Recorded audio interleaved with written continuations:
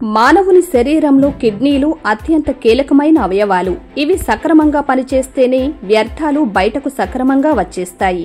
అనారోగ్య సమస్యలు దరి చేరవు. అయితే కిడ్నీల పనితీరు సక్రమంగా లేకపోతేనే అనేక సమస్యలు వస్తాయి.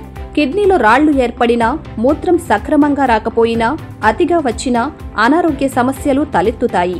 వెంటనే చికిత్స చేయకపోతే ప్రాణానికి ప్రమాదం కూడా ఏర్పడే అవకాశాలు ఉంటాయి. అసలు కిడ్నీలో రాళ్లు ఎలా ఏర్పడతాయి, మూత్ర సంబంధిత వ్యాధులకు కారణాలేంటి తదితర అంశాలపై డాక్టర్ గారితో మాట్లాడి వివరాలు అడిగి తెలుసుకుందాం. హలో అండి, నేను మీ Jampan Satyanarayana Raju, urologist andrologist, JMR hospital నుంచి, ఏలూరు నుంచి. డాక్టర్ గారు, కిడ్నీలో రాళ్ల సమస్య అంటే ఏమిటి? కిడ్నీలో రాళ్ళు అంటే ఏంటి? కిడ్నీలో రాళ్ళు మామూలుగా రావడానికి గల కారణాలు కూడా మనమే. దాంట్లో మనం అంటే మనం వాటర్ సరిగ్గా తీసుకోకపోయినా, లేకపోతే రిపీటెడ్గా యూరిన్ ఇన్ఫెక్షన్ వచ్చేటట్టు చేసుకునే ఫుడ్స్ అంటే వేడి చేసే పదార్థాలు ఏమైనా తీసుకున్నా, లేకపోతే ఎక్కువ కాల్షియం రిచ్ ఫుడ్స్ తీసుకున్నా, యానిమల్ ప్రోటీన్ ఎక్కువ తీసుకున్నా, వాటర్ కంటెంట్ సరిగ్గా తీసుకోకుండా ఇవన్నీ తీసుకున్నా, ఆల్కహాల్ ఒకటి, స్మోకింగ్ ఒకటి, సెడెంటరీగా లైఫ్ స్టైల్ మెయింటైన్ చేసుకునే వాళ్ళకి, వీళ్ళందరికీ చాలా రెగ్యులర్గా కిడ్నీలో స్టోన్స్ అనేవి వచ్చే ఛాన్సెస్ చాలా ఎక్కువగా ఉన్నాయన్నమాట. మేల్ టు ఫిమేల్ డిఫరెన్షియేషన్ ఏమన్నా ఉంటుందా దీంట్లో అంటే అలాంటిది ఏమి ఉండదు. మేల్ టు ఫిమేల్ రేషియో ఇంతకు ముందు ఉండేది, అది కూడా కొంచెం డిఫరెన్స్ ఉండేది. బట్ ఇప్పుడు అలాంటివి ఏం లేదు. ఈవెన్ చిన్నపిల్లలు అయినా స్టోన్స్ రావచ్చు, పెద్దవాళ్ళు అయినా రావచ్చు, బాగా పెద్దవాళ్ళు అయినా రావచ్చు. ఇప్పుడు స్పెసిఫిక్గా ఇంత ఇన్సిడెన్స్ అనేది ఇండియన్ పాపులేషన్లో మనం చెప్పలేకపోతున్నాం. బికాస్ మనం తీసుకునే ఫుడ్, లైఫ్ స్టైల్ మోడిఫికేషన్ ఇంతకు ముందుకి ఇప్పటికి చాలా డిఫరెన్స్ ఉన్నాయి కాబట్టి దానివల్ల వచ్చే ఇబ్బందులు ఎక్కువగా ఉన్నాయి. డాక్టర్ గారు, కిడ్నీలో రాళ్లు ఏర్పడితే ఎలాంటి లక్షణాలు ఉంటాయి? ఈ కాజెస్లో అండి మనకి అసలు సిమ్టమ్స్ ఎలా బయటపడతాయి దీంట్లో? మనకి ఫస్ట్ కనిపించేది ఏంటంటే, అయితే అడ్డుపడితే కనుక మనకి వెనకాల నొప్పి, అంటే వెన్నుకి ఇటు పక్కన కొంచెం పై భాగంలో నొప్పి వచ్చే ఛాన్సెస్ ఎక్కువ ఉంటాయి. అది కాకుండా కూడా ఇంకేమైనా సిమ్టమ్స్ ఉంటాయా అంటే, కొంతమందికి పొత్తుకడుపులో నొప్పి వచ్చే ఛాన్సెస్ ఉంటాయి. కొంతమందికి జస్ట్ యూరిన్ ఇన్ఫెక్షన్ లాగా మంటలాగా రావడం కానీ, లేకపోతే ఎక్కువసార్లు యూరిన్ వచ్చినట్టు అనిపించడం కానీ, ఎక్కువసార్లు అర్జెంటుగా వచ్చినట్టు అనిపించడం కానీ, లేదా ఏదో అడ్డుపడినట్టు అనిపించడం కానీ రాళ్ళ వల్ల, ఇవన్నీ కామన్గా ఉండే సిమ్టమ్స్ అనమాట. వీటితో పాటు నాన్ స్పెసిఫిక్గా ఏమైనా సిమ్టమ్స్ ఉంటాయా అంటే, అసలు కొంతమందికి స్టోన్ డిసీజ్ ఉన్నా మనకి అసలు పెయిన్ అనేది తెలియదు. కొంచెం బరువుగా అనిపిస్తుంది బ్యాక్ సైడ్. ఎందుకు అంటే ఇవన్నీ కిడ్నీ నుంచి కిందకు వచ్చి రాళ్ళు అడ్డుపడినాయి కాదు. అడ్డుపడితేనే మనకి కిడ్నీ వాపు వస్తుంది. కిడ్నీ వాపు వచ్చింది అంటేనే నొప్పి వస్తుంది. ఇప్పుడు మనకి అడ్డే పడలేదు అనుకోండి, అప్పుడు ఏమవుతుంది, కిడ్నీ లోపల సైజ్ పెరుగుతూనే ఉంటుంది. కొంతమంది చాలా చిన్న రాళ్ళే కదా ఉన్నాయి, లేదా స్కాన్ చేయించుకున్న తర్వాత 3 మిల్లీమీటర్లు లేదా 6 మిల్లీమీటర్లు లేదా 8 మిల్లీమీటర్లు రాళ్ళే ఉన్నాయి, పర్లేదు కరిగిపోతాయి, మంచినీళ్ళు తాగితే చాలు, ఇవన్నీ రెగ్యులర్గా మనం వింటుండేవి అనమాట. కాకపోతే ఈ రాళ్ళు ఏం చేస్తాయంటే, మనకి సరే పడిపోయినాయి కదా, నొప్పి రాలేదు అంటే మన దృష్టిలో, ఇప్పుడున్న పేషెంట్స్ అందరి దృష్టిలో ఎలా అంటే, నొప్పి ఉంటేనే కిడ్నీ స్టోన్ ఉన్నట్టు, నొప్పి లేకపోతే స్టోన్ లేనట్టు. అలా ఉండదండి యూజువల్గా. అది కిడ్నీ లోపల రాళ్ళు ఒకవేళ నొప్పి ఉన్నా లేకపోయినా అది పెరుగుతూనే ఉంటుంది. పెరిగి అది ఈ మధ్యన ఎలా అయిపోయిందంటే, బాగా పెద్ద స్టోన్స్ కింద ఫామ్ అయిపోతున్నాయి. ఆల్మోస్ట్ 5 నుంచి 6 సెంటీమీటర్ల రాళ్ళు, అంటే కిడ్నీ మొత్తం ఆక్యుపై అయిపోయి కిడ్నీ ఫంక్షన్ని కూడా పూర్తిగా ఆపేసేటట్టు ఫామ్ అయిపోతున్నాయి రాళ్ళు. ఎందుకు అలా ఫామ్ అవుతున్నాయంటే, మనం నెగ్లెక్ట్ చేసి దాన్ని వదిలేయడం వల్ల. అలాంటి వాటిలోనే పెద్ద రాళ్ళు వచ్చేసి అవి కాస్త కిడ్నీ ఫంక్షనింగ్ చేయకుండా కిడ్నీని చెడిపేస్తున్నాయి అన్నమాట. సో ఈ ప్రాబ్లం అనేది మనం నెగ్లెక్ట్ చేయడం వల్ల వచ్చేది. ఒకవేళ స్టోన్ ఉంటే కనుక అట్లీస్ట్ ఇయర్లీ వన్స్ అయినా రెగ్యులర్ అల్ట్రాసౌండ్ స్కాన్స్ ఇలాంటివి ఏమైనా చేయించుకుంటే మనకి స్టోన్ ఒకవేళ పెద్దగా ఉంది అంటే, 1 సెంటీమీటర్ కంటే పెద్దగా ఉండే రాయి ఏదైనా కానీ కరిగిపోయే రాళ్ళు, అంటే సిస్టీన్ స్టోన్స్ కానీ లేకపోతే యూరిక్ యాసిడ్ రాళ్ళు కానీ, ఇవి కరిగిపోయే రాళ్ళు అనమాట. కరగని రాళ్ళు చాలా ఉంటాయి. కామన్గా ఉండే కరగని రాళ్ళు, ఈ 1 సెంటీమీటర్ రాళ్ళు ఇవన్నీ ఏంటంటే కాల్షియం ఆక్సిలేట్ స్టోన్స్, స్ట్రోయిడ్ స్టోన్స్ అంటాం అనమాట. ఇవన్నీ 3-4 మెటీరియల్స్ కలిపి స్టోన్ కింద ఫామ్ అయ్యే మెటీరియల్ కాబట్టి ఇవి కరిగే ఛాన్సులు కానీ, లేకపోతే పగిలి ముక్కలు అయిపోయి బయటకు వచ్చే ఛాన్సులు కానీ చాలా తక్కువ. సో వీటికి 1 సెంటీమీటర్ కంటే పెద్దగా ఉంది అంటే రాయి, మనం సర్జికల్గా వెళ్ళడమే బెటర్ ఎప్పుడైనా ఆప్షన్. అది డాక్టర్ గారు, కిడ్నీలో రాళ్లు ఏర్పడిన విషయాన్ని ఎలా కనుక్కోవాలి? ఏమేం టెస్టులు చేయించుకోవాలి? ఫస్ట్ బ్లడ్ టెస్ట్తో స్టార్ట్ చేద్దాం. బ్లడ్ టెస్ట్లో కామన్గా మనం చేసుకునేది, రెగ్యులర్గా చేసుకునేది కంప్లీట్ బ్లడ్ పిక్చర్ చేస్తాం. ఎందుకు అంటే అసలు ఇన్ఫెక్షన్ ఏమన్నా ఉందేమో అనేది చూసుకోవడానికి. అంటే యూజువల్గా కిడ్నీ నుంచి వచ్చే రాయి ఏదైనా బ్లాక్ అయితే కిడ్నీ వాపు రావడానికి కారణం ఏంటి, అక్కడే నిల ఉండిపోయిన యూరిన్ అనమాట.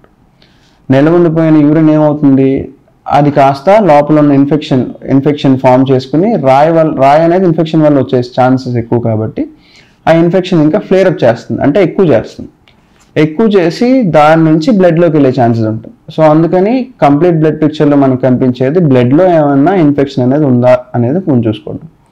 సెకండ్ది కిడ్నీ ఫంక్షన్ టెస్ట్. చాలా సింపుల్ టెస్ట్లు ఇవి. కిడ్నీ ఫంక్షన్ టెస్ట్ అనేది కిడ్నీలో మనకి రెగ్యులర్గా నార్మల్గా ఉండాల్సిన మెటీరియల్ లేదా నార్మల్గా ఉండాల్సిన ఉప్పులు మనకి బాడీలో కరెక్ట్గా ఉన్నాయా, లేకపోతే ఎక్కువగా ఉన్నాయా లేదా తక్కువగా ఉన్నాయా అనేది తెలుసుకోవడానికి. ఈ కిడ్నీ ఫంక్షన్ టెస్ట్లో మనకి యూరియా అని, క్రియాటినిన్ అని, యూరిక్ యాసిడ్ అని, ఎలక్ట్రోలైట్స్ అని ఉంటాయి. యూరియా, క్రియాటినిన్ ఈ రెండు మనకి బాడీలో మనకి కిడ్నీస్ చేసే పని ఏంటంటే ఇది వేస్ట్ మెటీరియల్ని బయటకు గెంటేసి ఓన్లీ సరిపడి మాత్రమే లోపల ఉంచుతుంది అనమాట యూరియా, క్రియాటినిన్.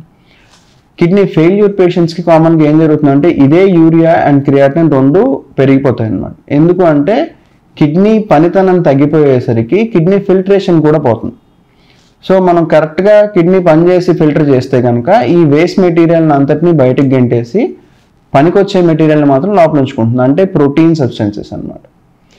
ఫెయిల్యూర్లో ఏం జరుగుతుందంటే ప్రోటీన్ సబ్స్టెన్సెస్ బయటకు వెళ్ళిపోతుంది, ఫిల్టర్ పోతుంది. కాబట్టి ఈ కిడ్నీలో ఉండకూడని మెటీరియల్ అంటే యూరియా, క్రియాటినిన్ అన్ని కిడ్నీ లోపల ఉండిపోతాయి. దాన్నే మనం కిడ్నీ డిసీజ్ అంటాం, అంటే కిడ్నీ ఫెయిల్యూర్లో ఉంది అనేది చెప్పేది అంతా ఇదే. అండ్ మనం ఇందాక మాట్లాడుకున్నట్టు చూస్తే స్టోన్స్ సంబంధించి ఈ కిడ్నీ ఫంక్షన్ టెస్ట్ చేస్తాం. కిడ్నీ ఫంక్షన్ టెస్ట్లో ఫస్ట్ రౌండ్ మీకు చెప్పాను యూరియా, క్రియాటినిన్ అనేది. మూడవది యూరిక్ యాసిడ్. యూరిక్ యాసిడ్ ఎందుకు చెక్ చేస్తాం, యూరిక్ యాసిడ్ అనేది మనకి బాడీలో ఎక్కువగా ఉంటే మనకి ఆల్రెడీ ఉన్న స్టోన్ యూరిక్ యాసిడ్ స్టోన్ అయ్యే ఛాన్సెస్ ఎక్కువ ఉంటాయి. యూరిక్ యాసిడ్ స్టోనే ఉంటే అది కరిగే ఛాన్సెస్ కానీ లేకపోతే ముక్కలే బయటకు వచ్చే ఛాన్సెస్ కానీ, ఒకవేళ చిన్న స్టోన్ అయ్యి ఉంటే మనకి ఈజీ ట్రీట్మెంట్ ఉంటుంది, అంటే మెడికల్గా ట్రీట్ చేయొచ్చు అనే ఒక హోప్ అనమాట. సర్జికల్గా లేకుండా యూరిక్ యాసిడ్ స్టోన్స్ అయితే ఈజీగా పగిలే ఛాన్సెస్ ఉంటాయి. కాబట్టి ఒకవేళ చిన్న స్టోన్ అయితే మనకి అది బయటకు వచ్చే ఛాన్సెస్ ఉంటాయి కదా అని మెడిసిన్స్ వాడటానికి ఫస్ట్ కిడ్నీ ఫంక్షన్ టెస్ట్లో అవి చూసుకుందాం. ఓకేనా. నెక్స్ట్ మనం కిడ్నీ టెస్ట్ చేసాం, బ్లడ్ టెస్ట్ చేసాం. ఇప్పుడు ఫర్దర్గా చేయాల్సింది మనకి రేడియాలజీ అనమాట. రేడియాలజీకి సంబంధించి ఏమేమి ఉంటాయి, జస్ట్ నార్మల్గా ఫస్ట్ అందరూ రెగ్యులర్గా అందరికీ తెలిసింది ఏంటి, ఒక స్కాన్ చేయించుకుంటే తెలిసిపోతుంది. అవును, ఆ స్కాన్ ఏంటి, అల్ట్రాసౌండ్ స్కాన్ అనమాట. అల్ట్రాసౌండ్ స్కాన్ అనేది మనకి కిడ్నీ లోపల స్టోన్స్ ఏమన్నా చిన్నగా ఉన్నా లేదా పెద్దగా ఉన్నా కిడ్నీ లోపల ఉన్న వాళ్ళని తెలుసుకుంటే, కిడ్నీ నుంచి కిందకి జారి ట్యూబ్లో ఏమన్నా ఇరుక్కుపోయినా లేదా కిడ్నీ వాపు రావడానికి కారణమైనా లేదా కిడ్నీ ఇన్ఫెక్షన్ వచ్చి చుట్టుపక్కల కిడ్నీ అంత వాపు ఏమన్నా వచ్చినా ఇవన్నీ అల్ట్రాసౌండ్లో తెలుస్తాయి. ఒకవేళ రాయి కింద భాగంలో ఎక్కడైనా ఇరుక్కున్నా, అంటే బ్లాడర్ దగ్గరికి వచ్చి బ్లాడర్లో ఏమన్నా ఇరుక్కున్నా అక్కడి నుంచి బయటకు వస్తుందా రాదా, దాని సైజ్ ఎంత, ఇవన్నీ అల్ట్రాసౌండ్లో క్లారిటీగా మనకి ఇస్తారు. బట్ ప్రాబ్లం ఏంటి అంటే మనకి కింద భాగంలో ఉండే, అంటే మనకి ఈ పెల్విస్ భాగంలో ఉండే చోట అటు ఇటు బోన్స్ ఉంటాయి, మనకి పెల్విక్ బోన్స్ అంటాం. ఆ పార్ట్లో అల్ట్రాసౌండ్ రేస్ అనేవి లోపలికి వెళ్ళడం కష్టం. సో ఒక 20% ఆఫ్ డయాగ్నోసిస్ అనేది మనం అల్ట్రాసౌండ్లో మిస్ అయ్యే ఛాన్సెస్ ఉంటాయి. Only in case of kidney disease మాత్రం, అంటే కిడ్నీ స్టోన్స్కి లేకపోతే ఈ ట్యూబ్లో కింద భాగంలో ఉన్న స్టోన్స్ మాత్రం మనకి మామూలు స్కాన్లో తెలుసుకునే అవకాశం 80% మాత్రమే ఉంది, 20% లేదు. మరి దేంట్లో తెలుస్తాయి, ఈ 20% కూడా నాకు పూర్తి డయాగ్నోస్ అయిపోవాలి, ఈవెన్ చిన్న స్టోన్స్ ఉన్నా 3 మిల్లీమీటర్ల స్టోన్స్ ఉన్నా నాకు ఖచ్చితంగా తెలియాలి అని అంటే కనుక మనకి దానికి ఉన్న ఇన్వెస్టిగేషన్ ఏంటి అంటే సిటీ స్కాన్. సిటీ స్కాన్ మనకి 2 రకాలు ఉంటాయి. ఒకటి ప్లెయిన్ సిటీ స్కాన్ అండి, ఇంకొకటి contrast CT scan.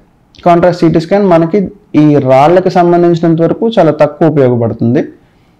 But plain CT scan అనేది, అంటే నాన్ కాంట్రాస్ట్ సిటీ అనేది మనకి బాగా ఉపయోగపడుతుంది. ఎందుకు ఉపయోగపడుతుంది అంటే చిన్న రాళ్ళు ఉన్నా కానీ, అల్ట్రాసౌండ్లో మిస్ అయిన రాళ్ళు అయినా కానీ సిటీ స్కాన్లో మనకి కంపల్సరీ ఆ పిక్చర్స్లో తెలిసిపోతాయి, రిపోర్ట్స్లో క్లారిటీగా బయటపడుతుంది. దాని సైజ్ ఎంత ఉంది, ఒకవేళ అది సాఫ్ట్ స్టోనా హార్డ్ స్టోనా అనేది అక్కడ HU అని కౌంట్ ఇస్తారు. హౌన్స్ఫీల్డ్ యూనిట్స్ అని ఉంటాయి సిటీలో. అంటే దాని ఆ స్టోన్ సంబంధించిన మిడిల్ పార్ట్లో సాఫ్ట్వేర్ ప్రకారం చూసుకుని ఆ మిడిల్ పార్ట్లో చెక్ చేసుకున్న దాంట్లో నెంబరింగ్ అనేది ఉంటుంది. ఆ నెంబరింగ్ బాగా ఎక్కువగా ఉంటేనేమో కాల్షియం ఆక్సలేట్ స్టోన్ కింద లెక్క, బాగా తక్కువగా ఉంటే యూరిక్ యాసిడ్ సిస్టీన్ స్టోన్స్ లెక్క, ఎక్కువ ఉన్నదంతా స్ట్రువైట్ కాల్షియం ఆక్సలేట్ స్టోన్స్ అనమాట. అలా ఉంటాయి. సో ఆ నెంబరింగ్ని బట్టి మనం వెదర్ సర్జికల్గా వెళ్ళాలా లేకపోతే మెడిసిన్ ద్వారా వస్తుందా. ఒకటి స్టోన్ సైజుని బట్టి యూజువల్గా 5 మిల్లీమీటర్ల కంటే తక్కువ ఉన్న స్టోన్స్ అన్నీ కూడా బయటకు వచ్చే ఛాన్సులు 90% ఉంటాయి.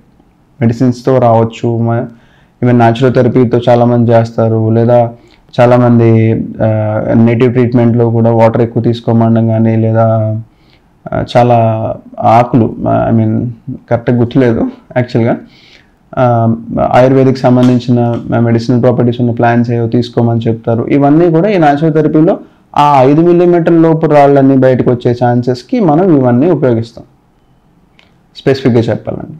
బట్ 5 మిల్లీమీటర్ల పైనుండి 6, 7, 8 ఈ 3 అంటే 6 మిల్లీమీటర్స్, 7 మిల్లీమీటర్స్, 8 మిల్లీమీటర్ స్టోన్స్ అన్నీ కూడా బయటకు వచ్చే ఛాన్సెస్ ఎప్పుడు 50% కిందే ఉంటాయి. బయటికి 50% రావచ్చు, 50% రాకపోవచ్చు.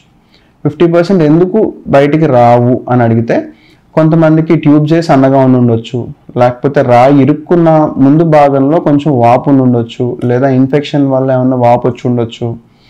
ట్యూబే బాగా చివరి భాగంలో వచ్చేటప్పటికి బాగా సన్నగా ఉంటుంది, వాళ్ళకి అలా సన్నగా ఉండొచ్చు. పుట్టుకతోనే బాగా సన్నగా ఉండే ట్యూబ్స్ కూడా ఉండొచ్చు, వాళ్ళకైతే 3 మిల్లీమీటర్ల రాళ్ళు కూడా ఆగిపోతాయి.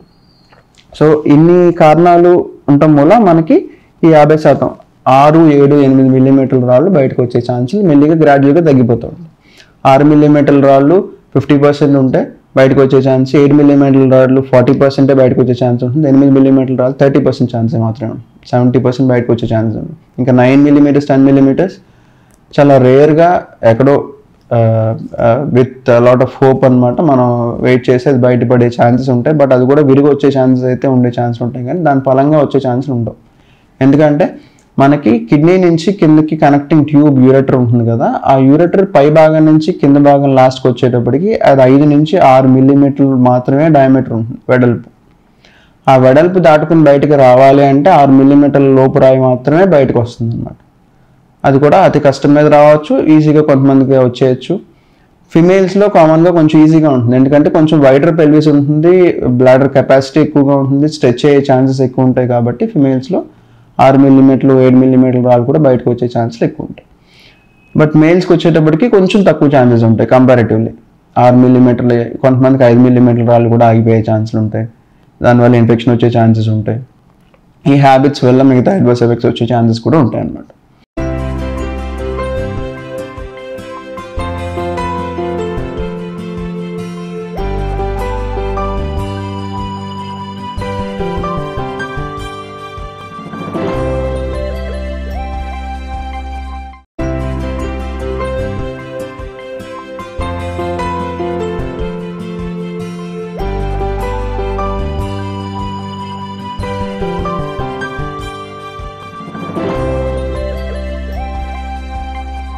డాక్టర్ గారు, రాళ్ల సమస్యకు చికిత్స విధానం ఏమిటి? సో దీనికి సంబంధించినంత వరకు ట్రీట్మెంట్ ఏంటి?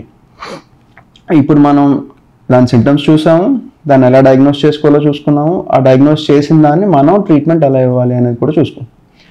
ట్రీట్మెంట్ ఎలా ఇస్తాం?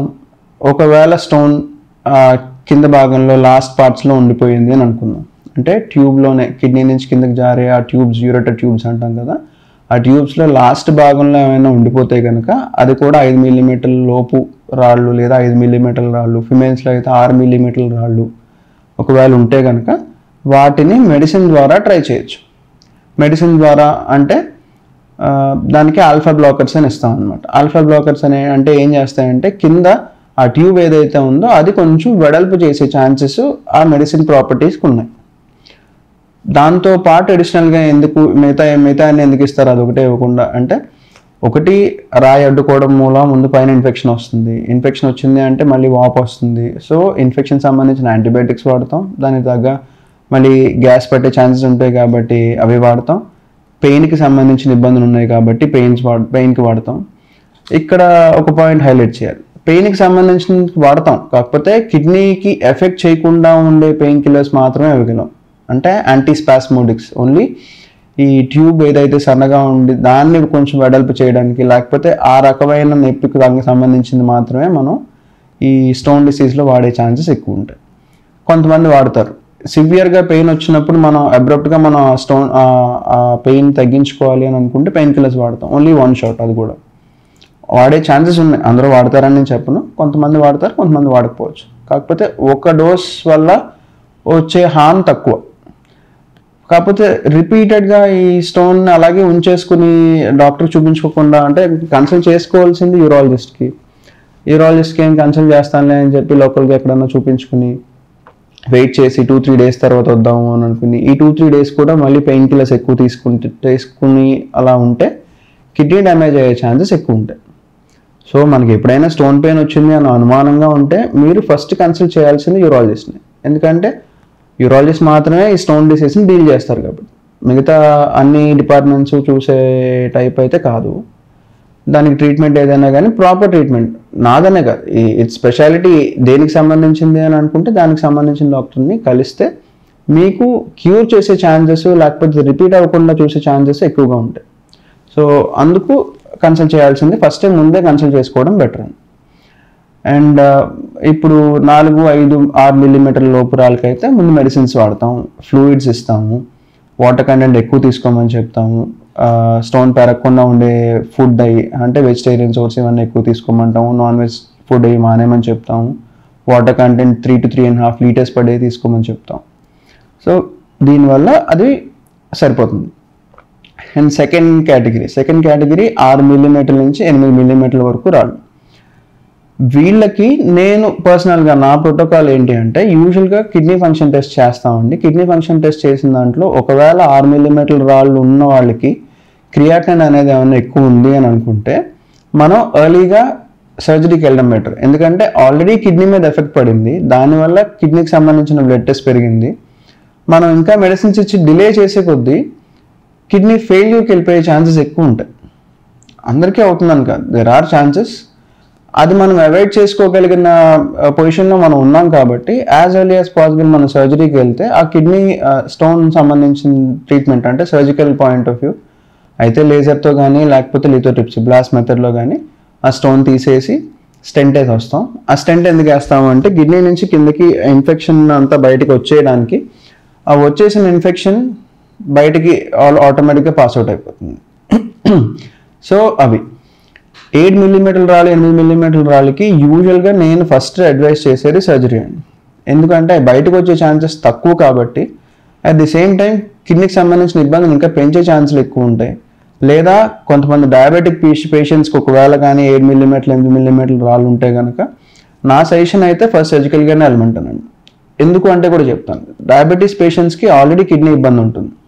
రెండవది కిడ్నీ ఇబ్బంది ఉన్న తర్వాత కూడా షుగరు కంట్రోల్లో లేకపోతే ఈ ఏదైతే అడ్డుపడిపోయిన దానివల్ల వచ్చే ఇన్ఫెక్షన్ బాగా ఫ్లేరప్ అయిపోతుంది. బ్లడ్లో బాగా ఇన్ఫెక్షన్ బాగా ఎక్కువగా పెరిగిపోవడం, దానివల్ల సెప్సిస్ రావడం, మళ్ళీ సర్జరీ అయినా అవ్వకపోయినా మళ్ళీ ఇన్ఫెక్షన్ రేట్ బాగా ఎక్కువగా ఉంటుంది అన్నమాట. వాళ్ళు కంట్రోల్ చేసే ఛాన్సెస్ కొంచెం తక్కువ ఉంటాయి. మన చేతుల్లో ఉన్నప్పుడు మనం ముందు జాగ్రత్త తీసుకోవడం బెటర్. అదే 8 మిల్లీమీటర్ స్టోన్స్కి 90% సర్జరీ పడుతుంది యూజువల్గా. ఒక 10% ఛాన్సెస్ ఉంటాయి 8 to 9 మిల్లీమీటర్ స్టోన్స్కి అన్నీ. ఇవి కూడా మనకి 2 రకాల సర్జరీస్ ఉంటాయండి. ఒకటి బ్లాస్ట్ మెథడ్లో సర్జరీ చేయడం, అంటే కింద నుంచే యూరిన్ పోసుకునేది అందరి నుంచే వెళ్ళి రాయి ఎక్కడుందో అక్కడ దాన్నే ముక్కలు చేసేసి దాన్ని బయటికి తీసి ట్యూబ్ వేసి రావడం. ఆ ముక్కలు చేసేదాన్ని మనం బ్లాస్ట్ మెథడ్ అంటే న్యూమాటిక్ లిథోట్రిప్సీ అని అంటాం అన్నమాట. ఆ మెథడ్ మనకి ఆల్మోస్ట్ 60 years నుంచి రెగ్యులర్గా అందరూ చేసేది అనమాట. ఎప్పటి నుంచో జరిగేదంతా న్యూమాటిక్ లిథోట్రిప్సీ అందరి దగ్గర. కొత్తగా వచ్చిన మెథడ్స్ ఏంటి అంటే లాస్ట్ ఒక 7-8 years నుంచి లేదా ప్రాబ్లీ 10 years నుంచి లేజర్ ఉంది. ఆ లేజర్ ఆప్షన్ మనకి ఒకవేళ హార్డ్ స్టోన్ అయినా లేకపోతే రాయి పై భాగంలో యూరిన్ కిడ్నీ దగ్గర నుంచి కిందకి వచ్చే ట్యూబ్ పై భాగంలో ఉన్న రాయి సైజ్ పెద్దగా ఉన్నా, ఒకవేళ హార్డ్ స్టోన్ అయినా, అంటే మనం ఒకవేళ పై భాగంలో ఉంటే మనం ఈ బ్లాస్ట్ మెథడ్ వాడాము అంటే ఆ రాయి మళ్ళీ కిడ్నీ లోపలికి వెళ్ళిపోయే ఛాన్సెస్ ఉంటాయి. సో అందుకని వాళ్ళకి safest method possible is laser అనమాట. లేజర్లో మనం ఇంకా దాన్ని కొట్టడం అలాంటివి ఏమి ఉండదండి. లేజర్ అనేది ఒక చిన్న ఫైబర్ లాంటిది ఉంటుంది, దాంట్లో మిగతా సైడ్ అంతా ట్రామా ఏమి ఉండదు. పూర్తిగా యూరిన్లోంచి లోపలికి, యూరిన్ పోసుకునే రంధ్రం నుంచి లోపలికి వెళ్ళడం, రాయి వరకు వెళ్ళి అక్కడే దాన్ని పౌడర్ చేసేస్తాం. పూర్తిగా అణువు కింద వచ్చేసి దాన్ని అక్కడే మళ్ళీ బయటకు తీసేస్తాం, వచ్చేస్తూనే ఉంటుంది బయటకి, సక్ కూడా చేసేయచ్చు దాన్నే లేజర్ మెథడ్ అంటాం. లేజర్ అనేది చాలా కంఫర్టబుల్ మెథడ్ అండి. యూజువల్గా 1 day అడ్మిషన్స్ నీడెడ్ అవుతాయి, తర్వాత రోజు డిశ్చార్జ్ చేసేస్తాం, చాలా కంఫర్టబుల్గా ఉంటుంది. కాకపోతే లిటిల్ ఎక్స్పెన్సివ్, దానికంటే కొంచెం ఇది ఎక్స్పెన్సివ్. అఫోర్డబుల్ అయితే లేజర్ ఈజ్ బెటర్ ఆప్షన్ అండి సర్జరీకి అయితే. అండ్ మూడో కేటగిరీ ఈ 9 mm దాటి ఇంకా పైన స్టోన్స్. యూజువల్గా ఈ టైప్ ఆఫ్ స్టోన్స్ అన్ని కింద దాకా వచ్చే ఛాన్సెస్ తక్కువ. ఒకవేళ వచ్చినా 6 mm రాయి ఒకవేళ కిందకు వచ్చేసి అక్కడే దాన్ని మనం వదిలేస్తే అది అక్కడ సైజ్ పెరగాలి తప్ప ఈ 10 mm రాళ్ళు, 12, 13, 15 ఈ మిల్లీమీటర్ల రాళ్ళు అన్నీ కూడా కిందకు వచ్చే ఛాన్సెస్ అసలు లేవు. ఎందుకంటే ట్యూబ్ నేను ఆల్రెడీ మీకు చెప్పినట్టు లాస్ట్ భాగంలో 5 నుంచి 6 mm మాత్రమే ట్యూబ్ ఉంటుంది. సో అక్కడ దాకా వచ్చే ఛాన్స్ ఇంకెలా ఉంటాయి, ఉండవు కదా. పై భాగంలో మాత్రమే 13 mm వరకు ఛాన్స్ ఉంటుంది. సో అందుకే పై భాగంలో పెద్ద రాళ్ళు ఇరుక్కునే ఛాన్సెస్ ఉంటాయి, కింద భాగంకి వచ్చేవాడికి చిన్న రాళ్ళు ఇరుక్కునే ఛాన్సులు ఎక్కువ ఉంటాయి అన్నమాట. ఇది మూడో కేటగిరీ. దీనికి కూడా సేమ్ లేజర్ ప్లస్ లేకపోతే న్యూమాటిక్ లిథోట్రిప్సీ అంటే బ్లాస్ట్ మెథడ్లో సర్జరీ చేయడం అన్నమాట. ఇవి కాకుండా ఇంక వేరే రాళ్ళు ఏముంటాయి. ఇంకొకటి కిడ్నీలో రాళ్ళు. కిడ్నీలో రాళ్ళకి మనకి సైజుని బట్టి ట్రీట్మెంట్ ఉంటుందండి. ఒకవేళ కిడ్నీ మొత్తం ఆక్యుపై అయిపోయిన రాళ్ళు అనుకోండి, ఇందాక మీకు చెప్పినట్టు దాన్ని అలా వదిలేసి మనం ఒక 2-3 years తర్వాత మళ్ళీ చెక్ చేసుకుని చూద్దాంలే అని చెప్పి దాన్ని పూర్తిగా అశ్రద్ధ చేసి వదిలేసిన వాళ్ళకి కిడ్నీలోనే స్టోన్ సైజ్ పెరిగిపోతాం. వాళ్ళకి సింటమ్స్ ఏమి ఉండవు, జస్ట్ బరువుగా ఉన్నట్టు అనిపించడం, లేదా ఏదో లైట్గా పెయిన్ వస్తుంది అనిపించడం. ఆ లైట్ పెయిన్ మనం ఏమనుకుంటాం, ఏదో జర్నీ చేశానులే, లేకపోతే బండి మీద వెళ్ళానులే, లేదా ఒంగునే ఏదైనా పనులు చేసి ఉంటాను దానివల్ల నడుము నొప్పి వస్తుంది అని అనుకుంటాం. బట్ వాళ్ళందరికీ ఉండే ఛాన్సెస్ అయితే డెఫినెట్గా ఉన్నాయి. రావచ్చు, కిడ్నీ పెయినే అని కాకపోవచ్చు, వెనకాల నడుము నొప్పి రావచ్చు, నరాల నొప్పి అవ్వచ్చు, కండరాల నొప్పి అవ్వచ్చు. బట్ పాసిబిలిటీ ఇది కూడా ఉంటుంది వాళ్ళకి. సో ఇది కూడా ముందే చూసుకోవడం బెటర్ ఎప్పుడైనా. ఇది ఇలా కిడ్నీలో రాళ్ళకి మనకి 2 types ఆఫ్ ట్రీట్మెంట్స్. ఒకవేళ పెద్ద రాయి అంటే దాదాపు నేనైతే ఇక్కడ లేజర్తో అయితే 2 cm వరకు రాళ్ళకి లేజర్ చేసేస్తున్నాం అండి. బట్ కామన్గా చెప్పేది ఏంటంటే 1.5 cm దాటిన రాయికి దేనికైనా కానీ మనం లేజర్ కాకుండా కీహోల్ సర్జరీ అయితే ఈజీ అవుతుంది అని అంటాం. బట్ అడ్వాన్సెస్ మన చేతిలో ఉండగా, లేజర్ ఆల్రెడీ మన చేతిలో ఉన్నప్పుడు మనం యాజ్ బిగ్ యాజ్ పాసిబుల్ అనమాట, ఎక్కువ స్టోన్ బర్డెన్ ఉన్నా కానీ ట్రై చేయొచ్చు if you are capable enough అనమాట బేసిక్గా. సో అందుకని 2 cm అయినా 2.5 cm వరకు కూడా కొన్ని మనం చేయగలుగుతున్నాం. ఒకవేళ ఈ లేజర్ లేదు అని అనుకున్నప్పుడు మనం వెనకాల హోల్ పెట్టి కీహోల్ సర్జరీ చేస్తాం. అది కూడా కిడ్నీ లోపలికి హోల్ పెట్టి దాన్ని అక్కడే అయితే లేజర్తోనో లేకపోతే ఈ బ్లాస్ట్ మెథడ్లోనో దాన్ని ముక్కలు చేసి ఆ ముక్కలన్నీ బయటికి తీసేసి మళ్ళీ స్టెంట్ వేసి వస్తాం అనమాట. ఇది కిడ్నీ లోపల రాళ్ళకి సంబంధించిన ట్రీట్మెంట్. డాక్టర్ గారు, కిడ్నీలో రాళ్ల ఇబ్బంది రాకుండా ఎలా చూసుకోవాలి? రాకుండా ఎలా నివారించవచ్చు? మనం రెగ్యులర్గా తీసుకునే ఫుడ్ ఐటమ్స్ మార్చుకోవాలి. అంటే వెజిటేరియన్ సోర్స్ ఆఫ్ ఫుడ్ బాగా ఎక్కువ తీసుకోవడం కానీ, లేదా protein veg based protein rich foods తీసుకోవచ్చు. తర్వాత యానిమల్ ప్రోటీన్ అంతా బాగా తగ్గించేసుకుని ఈ కూల్ డ్రింక్స్ కానీ లేకపోతే ఆల్కహాల్ కానీ స్మోకింగ్ కానీ ఇవన్నీ క్విట్ చేసుకుని కొంచెం యాక్టివ్ లైఫ్ స్టైల్, అంటే ఎక్సర్సైజ్, డైలీ ఎక్సర్సైజ్, ఒక 1/2 hour to 1 hour ఎక్సర్సైజ్, ఏదో ఒక exercise, let it be anything exercise ఉంటే, ప్లస్ వాటర్ కంటెంట్ అనేది ప్రతిరోజు 2.5 liters పైనే తీసుకోగలగాలి. సమ్మర్లో అయితే ఇంకొక 1 liter పెంచుకోవాలి. ఎందుకంటే మనకి డిహైడ్రేషన్ ఎఫెక్ట్స్ ఎక్కువ ఉంటాయి కాబట్టి, లేదా వడదెబ్బ తగిలే ఛాన్సులు ఇవన్నీ ఉంటాయి కాబట్టి, సడన్గా అబ్రప్ట్గా వాటర్ కంటెంట్ అంతా తగ్గిపోయి డిహైడ్రేషన్లోకి వెళ్తాం కాబట్టి స్టోన్ బేస్ వచ్చే ఛాన్సెస్ ఎక్కువ ఉంటాయి కాబట్టి మనం వాటర్ ఎక్కువ తీసుకోవాల్సి వస్తుంది. ఇది ప్రివెన్షన్, మనం రాకుండా చూసుకోవాల్సిన మెజర్మెంట్స్ ఇవి. డాక్టర్ గారు, అతిమూత్ర వ్యాధి అంటే ఏంటి? చాలా మంది పెద్దవాళ్ళలో రెగ్యులర్గా కనిపించే ఇబ్బంది, మేల్స్ కానీ ఫిమేల్స్ కానీ ఇద్దరి మధ్యలో చూసేది ఏంటంటే ఓవర్ యాక్టివ్ బ్లాడర్ అండి. ఓవర్ యాక్టివ్ బ్లాడర్ అంటే ఏంటి? ఓవర్ యాక్టివ్ బ్లాడర్ అంటే అతిమూత్ర వ్యాధి. అతిమూత్ర వ్యాధి అంటే మీరు కామన్ మెథడ్స్లో మీ భాషలో అందరికీ అర్థమయ్యేటట్టు చెప్పాలి అని అనుకుంటే, ఈ అతిమూత్ర వ్యాధి అనేది కాజెస్ చాలా ఉంటాయి. మల్టిపుల్ ఉంటాయి అన్నమాట. దాంట్లో మేజర్ కాజ్ వచ్చి urine infection, just common urine infection, మనందరికీ వచ్చే రెగ్యులర్ యూరిన్ ఇన్ఫెక్షన్. ఈ రెగ్యులర్ యూరిన్ ఇన్ఫెక్షన్ వల్ల ఈ ఓవర్ యాక్టివిటీ అనేది ట్రిగర్ అవుతుంది అన్నమాట. అంటే అతిమూత్రత అనేది ట్రిగర్ చేసే ఛాన్సెస్ ఈ యూరిన్ ఇన్ఫెక్షన్కి ఉన్నాయి. ఈ యూరిన్ ఇన్ఫెక్షన్ ఎలా ట్రిగర్ అవుతుంది? అది కూడా ఫిమేల్స్లో చాలా కామన్, ఎందుకంటే బాగా షార్ట్ యూరెత్రా ఉంటుంది కాబట్టి. అంటే యూరిన్ పోసుకునే పాదం మగవాళ్ళకి కొంచెం లెంతీగా ఉంటుంది, ఆడవాళ్ళకి చాలా చిన్నగా 4 సెంటీమీటర్ల లోపే ఉంటుంది.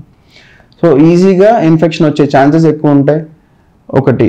రెండవది, ఆడపిల్లల్లో యూజువల్గా స్కూల్ గోయింగ్ చిల్డ్రన్లో చూస్తే కనుక మనం కామన్ టాయిలెట్స్ యూజ్ చేస్తారు కాబట్టి స్కూల్లో తీసుకుని అందరూ కలిసే రెస్ట్ రూమ్కి వెళ్ళడం కానీ, సేమ్ అదే టాయిలెట్స్ అందరూ యూజ్ చేయడం కానీ, వాటర్ కంటెంట్ సరిగ్గా తీసుకోకపోవడం కానీ, వీటి వల్ల యూరిన్ ఇన్ఫెక్షన్ వచ్చి దాని నుంచి ఈ అతిమూత్రత అనేది బయటపడుతుంది. ఇలా వచ్చేసినప్పుడు మనం కంగారు పడిపోతూ ఉంటాం, నాకు తెలియకుండానే వెళ్ళిపోతుంది, లేకపోతే ఆపుకోలేకపోతున్నాను, బాత్రూమ్కి వెళ్ళే లోపే అయిపోతుంది, బాత్రూమ్కి వెళ్దాం అని అనుకుంటున్నాను, ఈ లోపే నాకు అయిపోతుందేమో అని చాలా టెన్షన్గా ఉంది. ఇవన్నీ దాని సిమ్టమ్సే. అర్జెన్సీ, ఫ్రీక్వెన్సీ, హెసిటెన్సీ, పోదాం అర్జెంట్ అవుతుంది, వెళ్తారు, కానీ అది బయటికి రాదు. సో ఈ హెసిటెన్సీ అనేది కామన్గా మేల్స్లో ఎక్కువ చూస్తాం, అది కూడా ఎల్డర్లీ మేల్స్లో ఎక్కువ చూస్తాం. డాక్టర్ గారు, అతిమూత్ర వ్యాధికి కారణాలేంటి, లక్షణాలు ఎలా ఉంటాయి? Multiple causes. ఇందాక మీకు చెప్పినట్టు యూరినరీ ట్రాక్ ఇన్ఫెక్షన్ ఒకటి, మేల్స్లోకి వచ్చేటప్పటికి ప్రాస్టేట్ ఇబ్బంది, ప్రాస్టేట్ సైజ్ పెరగడం కానీ, లేదా ప్రాస్టేట్ వల్ల లోపల యూరిన్ మిగిలిపోయి దానివల్ల యూరిన్ ఇన్ఫెక్షన్ వచ్చి మళ్ళీ దీన్ని ట్రిగర్ చేయడం ఒకటి. కొంతమందికి బ్లాడర్ ఇరిటెంట్స్ ఉంటాయి. బ్లాడర్ ఇరిటెంట్స్ అంటే ఏమేంటి?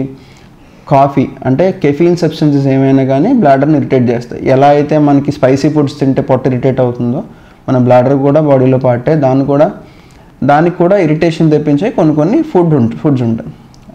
దాంట్లో కెఫీన్ సబ్స్టెన్సెస్ ఒకటి. అంటే కోకోకి సంబంధించింది కానీ, చాక్లెట్స్ కానీ, cool drinks, black cool drinks కానీ, కెఫినేటెడ్ డ్రింక్స్, ఎనర్జీ డ్రింక్స్ ఏమైనా కానీ, బ్లాక్ కాఫీ కానీ, ఇలాంటివన్నీ దాంట్లోకి వస్తాయి.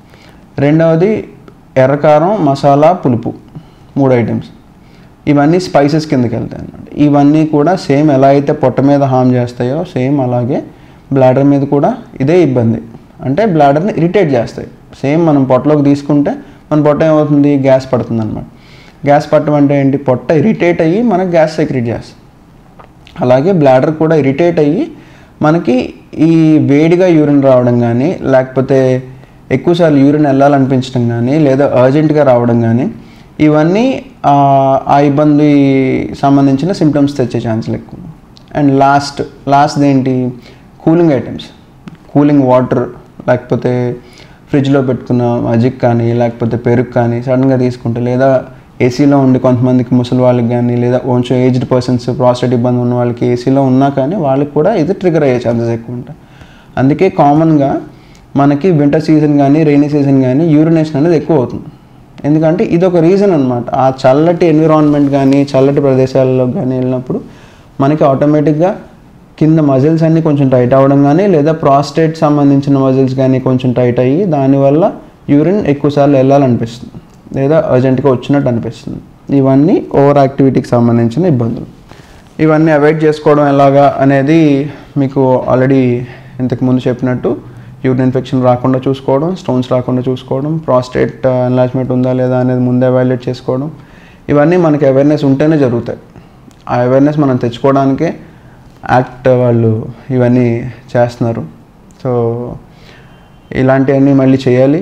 చేస్తూ అందరికీ అవేర్నెస్ కల్పిస్తే వాళ్ళకి దే విల్ ఫీల్ హ్యాపీ అండి. Thank you.